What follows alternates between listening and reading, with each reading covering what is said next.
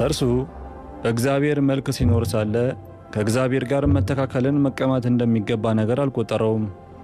ነገር ግን የባሪያን መልክ ይዞ በሰው ምሳሌ ሆኖ ራሱን ባዶ አደረገ።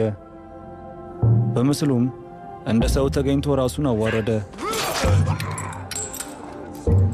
ለሞትም ይኸውም የመስቀል ሞት እንኳን የታዘዘ ሆነ።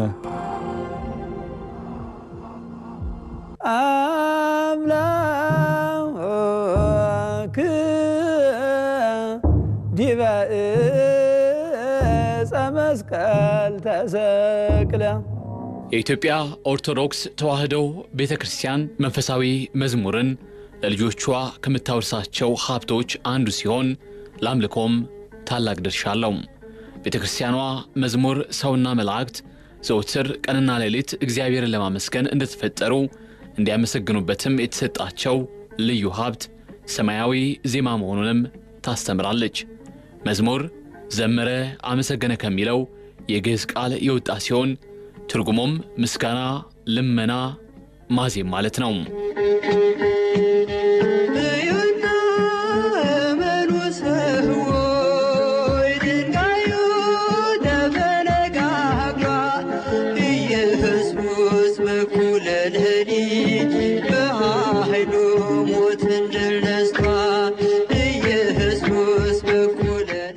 ቤተክርስቲያኗ የዜማ ስልቷ ከቅዱስ ያሬድ የሚፈልቅ ነው። የዜማ መሳሪያዎቿ መንፈሳዊ ትርጉም ያላቸው፣ ለመንፈስ ቅዱስ አገልግሎት የተመረጡ ናቸው። ቅዱስ ያሬድ ዜማን ከመላእክት እንደተማረ በርካታ ሊቃውንትም ይህንን ሰማያዊ ዝማሬ መሰረት ያደረገ የዜማ መሳሪያዎች እንደተጠቀሙም የቤተክርስቲያኗ ትውፊት ይነግረናል።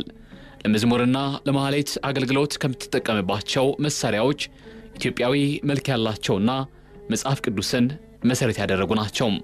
ከ11 የበለጡ መሳሪያዎችን ቤተክርስቲያኗ ትጠቀማለች። በዛሬው ልዩ የበዓል መሰናዷችን ትኩረታችን ግን ከበሮ ላይ ይሆናል።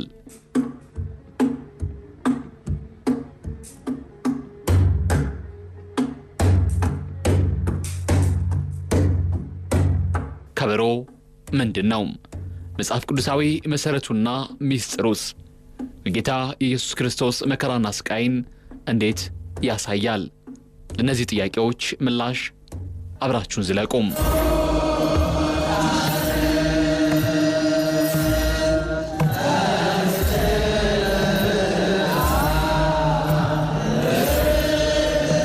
ስለ ከበሮ ዝርዝር ጉዳዮችን የሚያብራሩልን ስሜ ዲያቆን ዮናስ ዘሆለታ ደብረ ኤዶም እባላለሁ።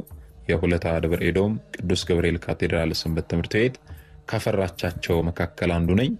አሁንም በሆለታ ደብረ ኤዶም ቅዱስ ገብርኤል ካቴድራል በማገልገል ላይ እገኛለሁ። በሶሻል ሚዲያው ዘርፍ ደግሞ በዮናስ ቲዩብ መንፈሳዊ የዩቲዩብ ቻናል እታወቃለሁ። ዲያቆን ዮናስ የከበሮ ምንነትን እንዲህ ይገልጹታል። ከበሮ ማለት ከበረ ከሚል የግዕዝ ቃል የተገኘ ሲሆን ደፋ፣ መታ፣ ከረከረ፣ ቆረቆረ፣ ጎሰመ ማለት ነው። ከበሮ ምንድነው ስንል ደግሞ በቅድስት ቤተክርስቲያናችን አስተምሮ መሰረት ቅድስት ቤተክርስቲያናችን በማህሌትና በዝማሬ ጊዜ የምትጠቀምባቸው በመጽሐፍ ቅዱስ ውስጥ ደግሞ የተመዘገቡና እግዚአብሔር የፈቀዳቸው የዝማሬ ንዋያት አሉ። ከነዚህ የዝማሬ ንዋያት መካከል ደግሞ አንዱ ይህ ከበሮ ነው ማለት ነው። ስለዚህ ከበሮ ምንድነው ስንል የዝማሬ ንዋይ ነው ማለት ነው። ታዲያ ከበሮን ቤተክርስቲያኒቷ ለምን ትጠቀምበታለች? ከበሮን ለመጠቀም መጽሐፍ ቅዱሳዊ ምክንያቱስ ምንድነው? ዲያቆን ዮናስ እንዲህ ይመልሳሉ። ቅድም ከበሮ ምንድነው ስንል የዝማሬ ንዋይ ነው ብለናል። ይህንን የዝማሬ ንዋይ የምንጠቀመው ደግሞ እግዚአብሔርን ለማመስገኛነት ነው። ወይም ደግሞ ይህ ከበሮ ለእግዚአብሔር ምስጋና የሚቀርብበት ነው። ሊቃውንት አባቶቻችን በማህሌትና በዝማሬ ጊዜ እያሸበሸቡ እየዘመሩ በእልልታ በጭብጨባ እግዚአብሔርን ያመሰግኑበታል በዚህ በከበሮ ማለት ነው። ስለዚህ ይህ የዝማሬ ንዋይ የሆነው ከበሮ ለእግዚአብሔር ምስጋና የሚቀርብበት ነው። እግዚአብሔርን ለማመስገኛነት የምንጠቀመው ነው ይህ ከበሮ። ታዲያ መጽሐፍ ቅዱሳዊ ማስረጃውስ ምንድነው ብለኛል? መጽሐፍ ቅዱሳዊ ማስረጃውን ስንመለከት እንግዲህ ከበሮ በመጽሐፍ ቅዱሳችን ላይ በብዙ ቦታ ላይ ተመዝግቦ እናገኛለን። ከበሮ በዘመነ ብሉይም ሆነ በዘመነ ሐዲስ ለእግዚአብሔር ምስጋና የሚቀርብበት የዝማሬ ንዋይ ነው። በዚህ በብሉይ ኪዳን በኦሪት ዘፍጥረት ምዕራፍ 15 ቁጥር 20 ላይ ስንመለከት እንዲህ የሚል ቃል እናገኛለን። የአሮን እህት ነቢይቱ ማርያም ከበሮ በእጇ ወሰደች ይላል። ልብ በል እዚህ ቃል ላይ እንግዲህ ከበሮ በብሉይ ኪዳንም የነበረ እንደሆነ የሚያመላክት ነው። ይህቺ የአሮን እህት ነቢይቱ ማርያም ከበሮን የወሰደችው እግዚአብሔርን ለማመስገን ነው።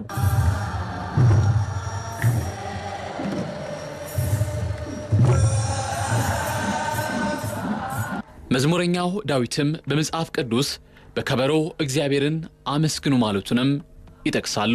መዝሙረኛው ልበ አምላክ ቅዱስ ዳዊት በከበሮ እግዚአብሔርን አመስግኑት እያለ ይጣራል። በከበሮ እግዚአብሔር አምላክን እንድናመሰግነው ይናገራል። በመዝሙር 149 ቁጥር 3 ላይ በከበሮና በመሰንቆ ይዘምሩለት ይላል። ይህም ብቻ አይደለም። በሌላ ቦታ ላይ ደግሞ መዝሙር 150 ቁጥር 4 ላይ በከበሮና በደስታ አመስግኑት ይላል። ልብ በል እዚህ ቃል ላይ በከበሮና በደስታ አመስግኑት ማለት እግዚአብሔር አምላክ የሚመሰገንበትን ጭምር እንደሆነ የሚያስረዳ ቃል ነው። የኢትዮጵያ ኦርቶዶክስ ተዋሕዶ ቤተክርስቲያን ለዝማሬና ማህሌት የምትገለገልበት ከበሮ ከቅርጹና ከአሰራሩ ጀምሮ የተለየ ነው። የቤተክርስቲያኒቷ ከበሮ ምን እንደሚመስል ዲያቆን ዮናስ ያብራራሉ። የኛ በቅድስት ቤተክርስቲያናችን የሚገኘው የከበሮ አሰራር ቅርጽ በቀኝ እጅ የሚመታው ክፍል ሰፋ ተደርጎ ይሰራል። በግራ እጅ የሚመታው ክፍል ደግሞ ጠበብ ተደርጎ ይሰራል። ዙሪያውን ደግሞ በቀይ ጨርቅ ይሸፈናል። ዙሪያው በቀይ ጨርቅ ከተሸፈነ በኋላ ደግሞ በጠፍር እየተጠላለፈ ይታሰራል። ከዚያም ማንገቻ ይደረግለታል ማለት ነው። ይህም ብቻ ሳይሆን በከበሮ ውስጥ ደግሞ 5 ጠጠሮች ሊቀመጡ ይችላሉ፣ 7 ጠጠሮች ሊቀመጡ ይችላሉ፣ 3 ጠጠሮች ሊቀመጡ ይችላሉ ማለት ነው። የኛ የኢትዮጵያ ኦርቶዶክስ ተዋሕዶ ቤተክርስቲያናችን የከበሮ አሰራር ቅርጽ ይህንን ነው የሚመስለው። የዓለማዊውን ስንመለከት ግን ለምሳሌ በግራ በኩል የሚመታውም በቀኝ በኩል የሚመታውም ስፋቱ ተመሳሳይ ሊሆን ይችላል። ዙሪያው ደግሞ በቀይ ጨርቅ የተሸፈነ ሳይሆን በጥቁር በሌላም ነገር ሊሆን ይችላል። ይህ ከበሮ ምሳሌነቱ ምንድነው ስንል ላዳነን ለአምላካችን ለመድኃኒታችን ለኢየሱስ ክርስቶስ ነው ምሳሌነቱ። ባጭሩ ስንመለከት የከበሮ ነገር ከበሮ የጌታችን ምሳሌ ነው።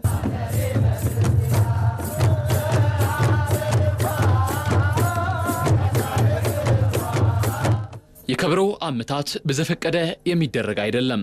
የራሱ ስርዓት አለው። አመታቱን ከመመልከታችን በፊት ግን የከበሮ ሰፊ ክፍል ምን እንደሚያመላክትና የኢየሱስ ክርስቶስን መከራና ስቃይ እንዴት እንደሚያሳይ ዲያቆን ዮናስ እንዲህ ሲሉ ይገልጻሉ። ሰፊው የከበሮ ክፍል የመለኮት ምሳሌ ነው። ይህም ደግሞ ስፋቱ የማይወሰን የመለኮቱን ስፋት በሁሉ ቦታ ምሉ ወይም ደግሞ በሁሉ ቦታ የሚገኝ መሆኑን የሚያመላክት ነው። እንዲሁም ደግሞ ይህንን ሰፊውን በቀኝ በኩል ያለውን ሰፊውን የከበሮን ክፍል ስንመታ ጌታ በጥፊ መመታቱን እንድናስብ ነው። የዚያ ምሳሌ ነው። በቀኝ በኩል በቀኝ እጃችን የምንመታው ሰፊው የከበሮ ክፍል የሚያመላክተን ጌታችን ብዙ ሺህ ጊዜ በአይሁድ እጅ በጥፊ መመታቱን እንድናስብ ነው፣ ሰፊውን ስንመታ ማለት ነው። ሌላው ደግሞ ዓለም ሰፊ መሆኗን ለማጠየቅ ነው። አንድም ደግሞ ጌታ ዓለምን ሁሉ በእጁ የያዘ አምላክ መሆኑን ለማጠየቅ ነው፣ ወይም ደግሞ ለማስረዳት ነው። የዚያ ምሳሌ ነው።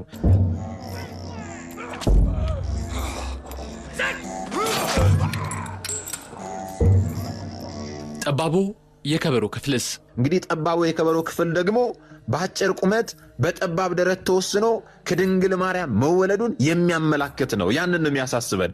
ይህ ማለት ምን ማለት ነው ስንል ዓለምን የፈጠረ ጌታ ለእኛ ሲል ወደዚች ዓለም በዚያች ትንሽ በረት ተወስኖ መወለዱን የሚያስታውሰን ነው። ወይም ደግሞ በአጭር ቁመት በጠባብ ደረት ተወስኖ መወለዱን የሚያሳይ የዚያ ምሳሌ ነው። በተጨማሪም ደግሞ ይህቺ ጠባብ የከበሮ ክፍል ወይም ደግሞ በግራ እጃችን የምንመታት አይሁድ በኩርኩም የመምታታቸው ምሳሌ ነው። ጌታችን መድኃኒታችን ኢየሱስ ክርስቶስን አይሁዳውያን ከያዙት ጀምሮ ቀስ እያሉ ማን የመታ እያሉ በኩርኩም ሲመቱት ነበረ። ይህንን ታዲያ በግራ እጃችን የምንመታው በግራ እጃችን ስንመታ ይቆረቆራል። ብዙ ድምፅ የለውም። ቀስ እያለ በትንሹ ነው የሚቆረቆረው። ያቺ የመቆርቆር ድምፅ በግራ እጃችን የምንመታት የከበሮ አመታት የዚያች ድምፅ ጌታችን በኩርኩም አናታናቱን እነዛ አይሁዳውያን የመምታታቸው ምሳሌ ነው። ያንን ነው የምናስበው። ልብ በል፣ በቀኝም በግራም ስንመታ የራሱ የሆነ አስተምሮ አለው።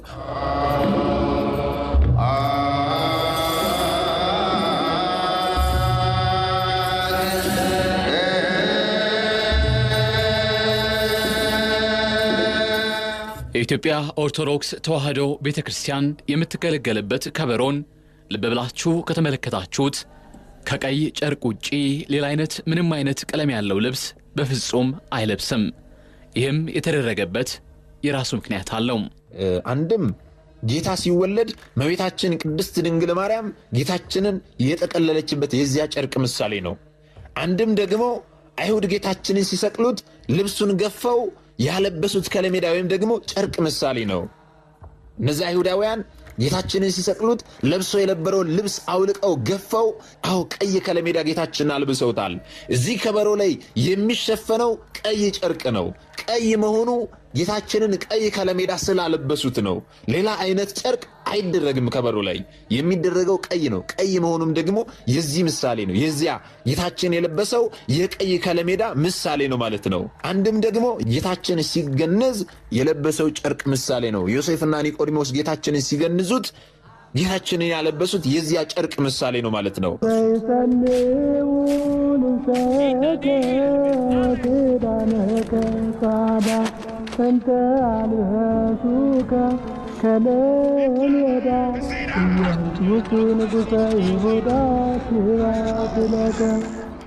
ከበሮ እንደ ሁኔታው ተቀምጦ የሚመታበት ስርዓት ቢኖርም በአመዛኙ ግን በማንገት ነው የሚመታው። ታዲያ ማንገቻው የራሱ የሆነ ምሳሌ አለው። ዲያቆን ዮናስ የከበሮ ማንገቻ ጌታችን የታሰረበትና የተጎተተበት ገመድ ምሳሌ ነው። ጌታችንን በገመድ አስረው እየጎተቱ ብዙ መከራ ስቃይ እንዳደረሱበት የምናስብበት ነው። ይህ የከበሮ ማንገቻ ማለት ነው። አንድም ደግሞ ይህ የከበሮ ማንገቻ ጌታችን የተገረፈበት የጅራፉ ምሳሌ ነው። ጅራፍ ስንል እኔ እናንተ የምናውቀው አይነት ጅራፍ አይደለም። ጌታችን የተገረፈበት ምናልባት እኔ እናንተ የምናውቀው ይሄ ሕፃናት ቡሄ ሲመጣ የሚተኩሱት ወይም የሚያጭሁት አይነት አይደለም። ወይም ደግሞ እረኞች ከብቶቻቸውን ሲጠብቁ የሚጠብቁበት አይነት ጅራፍ አይደለም። ጌታችን የተገረፈበት ጅራፍ ጫፍ ጫፉ ላይ ብረት ያለበት፣ ያ ብረት አንዴ የሰው ሰውነት ላይ ሲያርፍ ስጋን ቦጫጭቆ ከመሬት ላይ የሚጥል በእንዲህ ያለ ጅራፍ ነው የተገረፈው። ያንን ጅራፍ እንድናስበው ጌታችን ለእኛ ሲል የተገረፈበትን ጅራፍ እንድናስብ ቅድስት ቤተ ክርስቲያናችን የከበሮን ማንገቻ በጅራፍ መሰላ ታስተምረናለች ማለት ነው። አስበሉ። ስለዚህ የከበሮን ማንገቻ ስንመለከት ጌታችን የተገረፈበት ጅራፍ ምሳሌ እንደሆነ እንዲሁም ደግሞ ጌታችን የታሰረበትና የተጎተተበት ገመድ ምሳሌ እንደሆነ ታስተምረናለች ማለት ነው።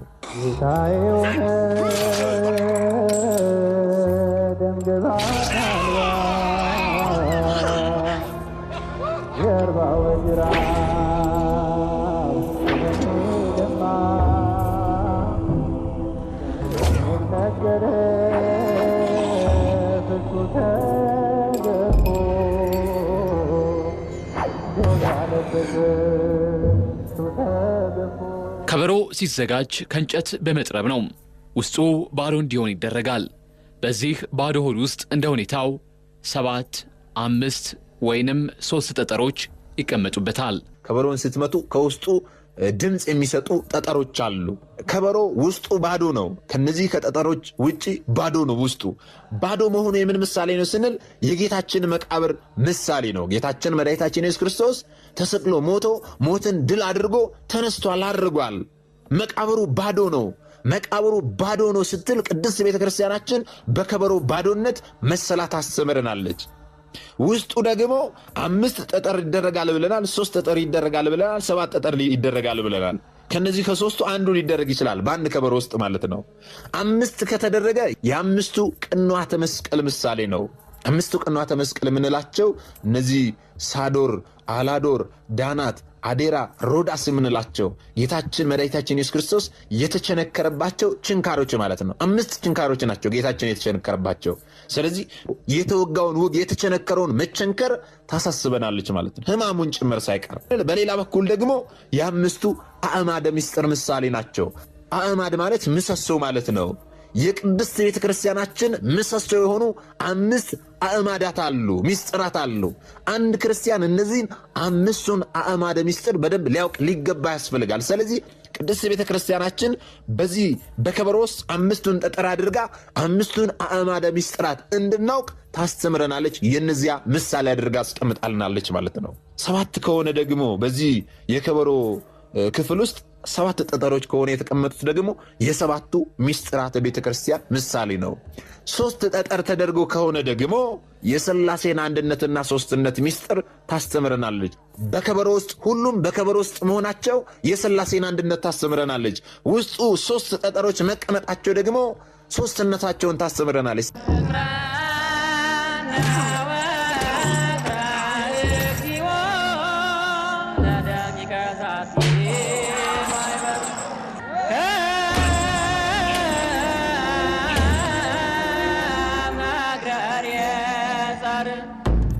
ከበሮ በዚህ አይነት እያንዳንዱ ነገር በምሳሌ ኢየሱስ ክርስቶስን ያሳስባል። አመታቱም በዘፈቀደ የሚሆን አይደለም። የራሱ ሕግና ምሳሌ እንዳለው የሆለታ ደብረ ኤዶም ቅዱስ ገብርኤል ካቴድራል ቤተክርስቲያን አገልጋዩ ዲያቆን ዮናስ ይገልጻሉ። የከበሮ አመታት የራሱ የሆነ አስተምሮ አለው። ልክ ዓለማዊ ከበሮ እንደሚመታው ዝም ተብሎ በእንጨት ወይም ደግሞ ደስ ስላለ ብቻ የሚደለቅ አይደለም። የራሱ የሆነ ስርዓት አለው።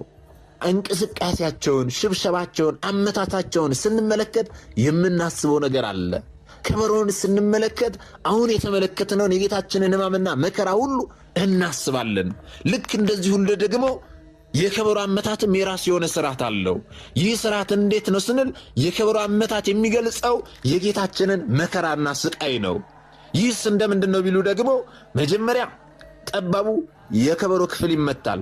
ይህ ጠባቡ የከበሮ ክፍል በግራ እጅ ሲመታ በደንብ ወይም ደግሞ ቶሎ ቶሎ አይመታም፣ በቀስታ በትንሽ ይመታል። ከዚያ በኋላ ደግሞ ሰፊው የከበሮ ክፍል በኃይል ይመታል ማለት ነው። ይህ ደግሞ ምሳሌነቱ ምንድን ነው ስንል ጌታችንን በያዙት ጊዜ መጀመሪያ ፊቱን ሸፍነው ማን የመታ ተናገር እያሉ በቀስታ በትንሹ ነበር የመቱት አይሁዳውያን። ያንን ለማሰብ በግራ እጃችን መጀመሪያ ጠባቡን ክፍል በትንሹ እንመታለን። ከዚያ ደግሞ በትልቁ ክፍል ደግሞ በኃይል እንመታለን። ያንን በኃይል ደግሞ ለምንድን ነው የምንመታው ስንል በትልቁ ክፍል በኃይል መመታቱ ደግሞ በኋላ በግልጽ እንደመቱት ለማሳሰብ ነው፣ ያንን ለማጠየቅ ነው። በሉቃስ ወንጌል ምዕራፍ 22 ቁጥር 63 ላይ እንደምናገኘው ማለት ነው። ይህ የከበሮ ክፍል ቅድም እንዳልነው በግራ እጃችን ስንመታ ቀስ እያልን ስንመታ፣ በቀኝ እጃችን ደግሞ ሰፊውን ክፍል በኃይል ስንመታ የምናስበው በግራ እጃችን በትንሹ እየቆረቆርን ስንመታ ጌታችን በኩርኩም መመታቱን እያሰብን፣ በቀኝ እጃችን ደግሞ በኃይል ስንመታ ጌታችን በአይሁድ እጅ በጥፊ መመታቱን እያሰብን ሊሆን ይገባል ማለት ነው። ያንን ነው የምታሳስበን። በሁለቱም በኩል ደግሞ ከበሮ መመታቱ ስለምንድን ነው ስንል በሁለቱም ጎን ጌታችን መድኃኒታችን ኢየሱስ ክርስቶስ መመታቱን ያሳስበናል ማለት ነው። ይህ ከበሮ ሲመታ ደግሞ ከግራ ወደ ቀኝ ከቀኝ ወደ ግራ እያሸበሸቡ ነው የሚመታው። ዝም ተብሎ አንድ ሰው ከበሮ ይዞ በማንገቻው አንግቶ ቆሞ ዝም ብሎ ብቻ በግራ እጁ እየቆረቆረ በቀኝ እጁ ደግሞ በኃይል እየመታ አይደለም የሚመታው። ሲመታ ያሸበሽባል። ከበሮን እንደያዘ ከቀኝ ወደ ግራ ከግራ ወደ ቀኝ እያሸበሸበ ነው ይህንን ከበሮ ይመታው። ይህም ደግሞ የምን ምሳሌ ነው ስንል የጌታን መንገላታት የሚያሳየን ነው። እንዴት ተንገላታ ስንል ጌታችንን እነዚያ አይሁዳውያን በይሁዳ አማካኝነት ሐሙስ ማታ ከያዙት በኋላ ሌሊቱን ሙሉ ሲያሰቃዩ ሲያንገላቱትን ያሳደሩት። ከያዙት በኋላ ከሐና ወደ ቀያፋ፣ ከቀያፋ ወደ ጲላጦስ፣ ከጲላጦስ ወደ ሄሮድስ እየመላለሱት ጌታችንን አሰቃይተውታል። ያንን ያደረገውን እንግልት እንዲሁም ደግሞ እርጥም መስቀል ተሸክሞ የወደቀ የተነሳውን እንዲሁም ደግሞ ወደ ቀኝ ወደ ግራ የወደቀውን መንገላታት እንድናስብ ይህንን ከበሮ አባቶቻችን ይዘው አንግተው ወደ ቀኝ ወደ ግራ እየሄዱ እያሸበሸቡ ከበሮን ይመታሉ ማለት ነው። ያንን እንድናስብ ነው ይህንን የሚያደርጉት።